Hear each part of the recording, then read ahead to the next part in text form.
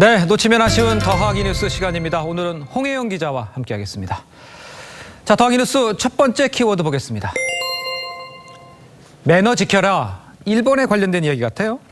네, 그렇습니다. 일본 정부가 내년 도쿄올림픽을 앞두고 일본을 찾는 외국인 관광객들을 상대로 기본 매너를 소개하는 동영상을 만든다고 합니다. 네. 유적지에서 사진 촬영 매너나 전동차 타는 방법 등이 담긴다고 하는데요. 한국어와 중국어, 영어로 제작될 예정입니다. 주민들이 호소하는 이 관광공해 대책으로 내놓은 건데요. 일본 정부가 내년까지 외국인 관광객 연간 4천만 명을 유치하겠다는 목표를 세우면서 오라고 할 때는 언제고 또 한편으로는 관광공해 원인은 외국인 탓을 한다 이런 비판이 나옵니다. 어허. 이런 가운데 우리나라에서는 일본 불매운동에 일본 여행을 다녀오고 나서도 SNS에 사진을 올리지 않는 이른바 샤이 재팬 현상이 일어나고 있다 이런 보도도 나오고 있습니다. 그렇군요.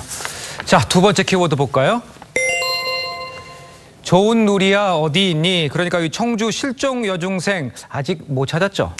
네, 그렇습니다. 지난 23일 충북 청주에서 실종된 14살 여중생 조은누리 양을 찾는 수색 작업이 엿새째인 오늘도 이어졌습니다. 예. 조은누리 양은 지난 23일 오전 10시 반쯤 충북 청주시 가덕면에서 가족과 계곡 주변을 산책하던 중에 실종됐는데요. 조 양은 실종 당시 가족에게 산에서 먼저 내려가겠다고 말한 뒤에 사라졌다고 합니다. 경찰은 지적 장애를 앓고 있는 조 양의 행방이 묘연해지자 곧바로 공개 수사로 전환하고 이 전단을 배포했습니다. 지금 엿새째인데 상황은 좀 안 좋은가 봐요. 네, 그렇습니다. 군 경력과 드론 등의 장비를 투입해서 실종 지역 주변을 샅샅이 수색하고 있지만 이 조양에게 휴대전화가 없어서 위치 추적이 불가능한 데다가 비가 많이 내려서 계곡 물이 불어나면서 이 수색에 어려움을 겪고 있다고 합니다. 예. 키 151cm인 조양은 실종 당시 회색 반팔 티셔츠에 검정색 치마반 반바지 차림, 또 파란색 안경을 쓰고 있었다고 하는데요.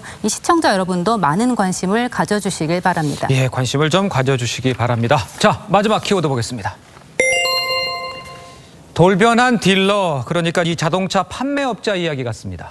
네, 중고차 거래 사이트 이용하시는 분들 아주 많으실 텐데요. 그렇죠. 예. 차를 직접 보러 갔다가 딜러가 비싼 차 시승을 권해서 탔더니 안 살까 하면 왜 탔느냐면서 갑자기 태도가 돌변해서 감금과 강매를 당하는 일이 있었다고 합니다. 예. 인천 서구에서 일어난 일인데요. 최근 인천지방경찰청 광역수사대는 이런 기업형 중고차 판매 조직 일당 170명을 무더기로 검거했습니다. 판매업자 일당은 지난해 1월부터 최근까지 인천 서구에서만 피해자 145명을 상대로 21억 원을 가로챈 혐의를 받고 있습니다. 그렇군요. 지금까지 정치부 홍혜영 기자였습니다. 잘 듣습니다.